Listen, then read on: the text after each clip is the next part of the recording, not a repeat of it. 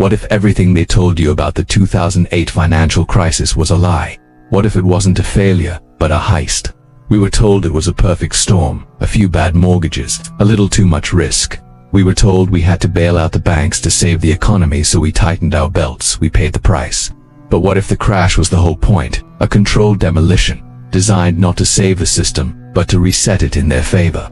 What if it was designed to transfer an unimaginable $10 trillion from your pension, your home equity, your future wages, directly into the vaults of a tiny, unelected financial elite? This isn't a story of incompetence. It's a story of weaponized finance, and you are still paying for it every single day, with soaring inflation, unaffordable housing, and a lifetime of debt. To understand the heist of 2008, we have to go back to the original blueprint, the crash of 1929. The 1920s were a golden age, the roaring 20s. New technology like the automobile and the radio promised a future of endless prosperity. Credit was easy. Everyone was getting rich, or so it seemed. And then, Black Tuesday.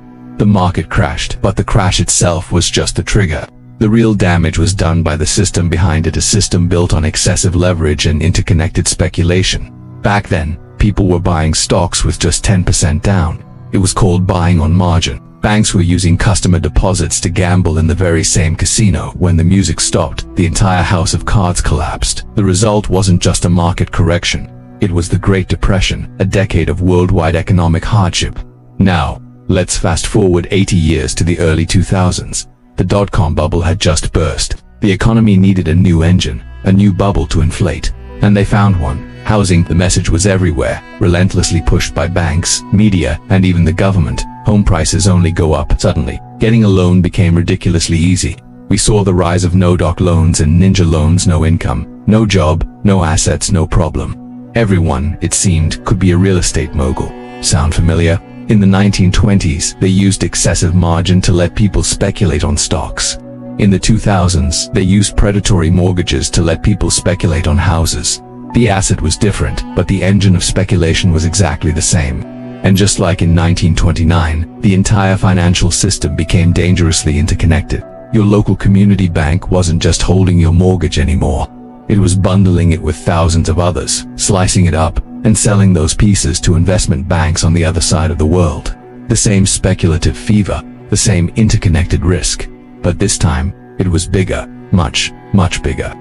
And this time, the architects of the system had created something new, a financial instrument so complex, so opaque, and so powerful that it could turn a simple housing slump into a global, extinction-level event for the economy. They had created the ultimate weapon of mass wealth destruction. They had created the modern derivatives market. So, what exactly are derivatives? It sounds complicated, but at their core, they're just a bet, a side bet on the performance of an underlying asset like a stock, a bond, or in this case, a mortgage. Think of it like this. You and I bet $100 on the outcome of a football game. Our $100 bet is a derivative of the actual game. Simple, right? Now, imagine we take that bet, bundle it with 1,000 other bets on 1,000 other games, and then sell shares of that bundle to other people. Now it's several layers removed from the actual sport. The connection to reality gets blurry. That's exactly what Wall Street did with mortgages. They created a massive side betting casino based on whether homeowners would default on their loans. This specific type of bet was called a credit default swap, or CD. And here's the diabolical twist that made the 2008 heist possible. You didn't have to own the mortgage or have any stake in it at all to bet on it failing. It was like taking out an insurance policy on your neighbor's house burning down. You have no ownership, no risk if it stands, but you get a huge payday if it goes up in flames. This created a perverse, predatory incentive to see families fail, to see communities ruined. The more houses that went into foreclosure, the more money these gamblers made. The system was now rigged for collapse, and one man saw this happening. He wasn't a regulator, he wasn't a politician, he was an outsider, a hedge fund manager who looked at this multi-trillion-dollar casino and realized it was all a fantasy, a house of cards waiting for a slight breeze. So he decided to do the unthinkable. He decided to bet against the entire American housing market. The name of the man who orchestrated the most famous and profitable trade in history. Well, you've probably heard one version of the story, but you won't believe the network he had to go through to pull it off. The real paper trail is wilder than you think, and it shows that he wasn't the only one. Upbeat, slightly mysterious, Cinematic intro music begins and fades to the background. Picture this, the beating heart of our global economy. Not Wall Street, not Silicon Valley, but a hidden digital universe valued at an almost incomprehensible $700 trillion. This is the derivatives market, and in 2008 it almost brought the world to its knees. To understand how, you need to meet the 5 families of modern finance.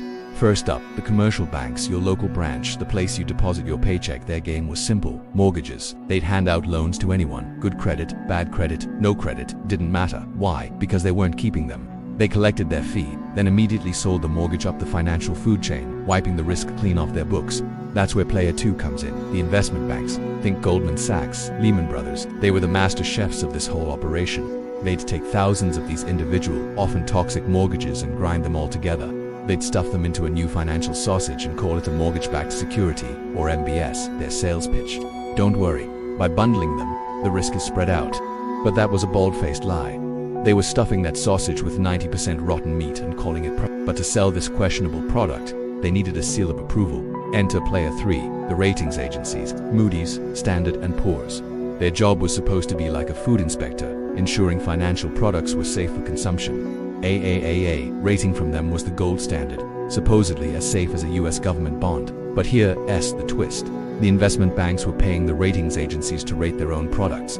It was a blatant conflict of interest. In the peak year of 2006, an insane 92% of all these risky subprime mortgage bundles were stamped with that coveted AAA rating. It was fraud on a global scale. So now, these AAA sausages were being sold to pension funds, city governments, and investors all over the world. But the insiders, the really smart money, they knew it was all rotten. So they invented a weapon of mass financial destruction, the credit default swap, or CDS. A CDS is just a fancy term for an insurance policy. It's a bet that the sausage will go bad. This brings us to player 4, the insurance giants. Like AIG, they looked at these sausages, saw the AAA stamp, and thought, this is free money. These will never fail. So they started selling billions, and then trillions, of dollars worth of these insurance policies, these CDS contracts, without setting aside a single penny to pay out potential claims. Imagine selling fire insurance on an active volcano and not even bothering to buy a fire extinguisher. But one group wasn't drinking the Kool-Aid. The 5th and final player, the hedge funds. They did the one thing nobody else bothered to do. They actually read the ingredients. They looked at the individual mortgages inside these AAA bundles and saw the widespread fraud. The ninja loans, no income, no job or assets. They realized the entire market was a ticking time bomb. So they went to the investment banks like Goldman Sachs and said, we'd like to buy insurance credit default swaps on your very best AAA-rated mortgage-backed securities. The bankers at Goldman couldn't believe their luck.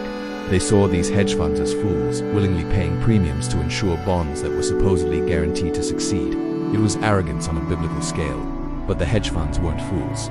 They were the only ones who saw the truth.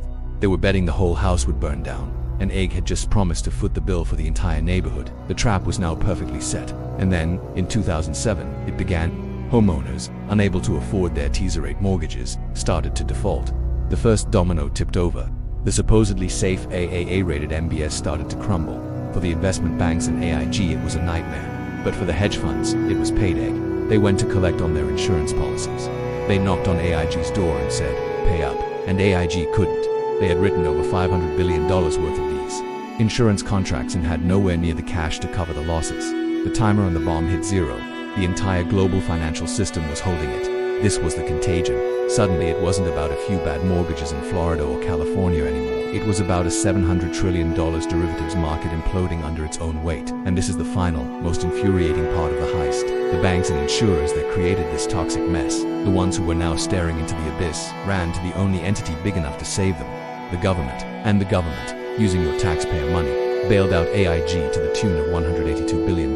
But where did that money go? AIG turned around and used that taxpayer bailout money to pay its insurance claims at 100 cents on the dollar to its counterparties. The very same investment banks, like Goldman Sachs, that had created and sold the toxic assets in the first place. Goldman Sachs alone received nearly $13 billion of taxpayer money through the AIG backdoor. The great transfer was complete. The losses were socialized, dumped onto the public. The profits were privatized, kept by the executives who caused the crash. The average person lost their home, their job, their retirement savings. The elites who engineered the collapse, they weren't punished, they were made whole. So, you might ask, what are the stakes today? Surely, we fixed the system, right? Wrong. The derivatives market, the one that blew up in 2008, hasn't shrunk, it has grown. It's now estimated to be worth over $1.2 quadrillion. That's 1,000 trillion. The fundamental flaws, the moral hazard, it's all still there. The next crash, when it comes, will likely be faster, more global, and far more devastating. The bailouts will have to be bigger, and the inflation that follows will become a permanent, crushing tax on every dollar you save. We are living in an economy built on a foundation of denial, the denial that reckless actions have consequences. We are told to trust the institutions, but these are the same institutions built on borrowed time and other people's money. They didn't change the game, they just learned to hide their moves better. The true lesson of 2008 isn't that a few people made mistakes, it's that nobody responsible went to jail. The system isn't broken, it's working exactly as it was designed to for a select few at the very top. So I'll leave you with a final, sobering question. Are we any wiser now? Or are we just walking the same well-trodden path, perhaps in more expensive suits, toward a financial reckoning that will make 2008 look like a minor tremor before the earthquake? Thank you so much for watching. If you found this explanation valuable, please hit that like button, subscribe to the channel, and ring the bell so you don't miss our next deep dive. We'll see you in the next one.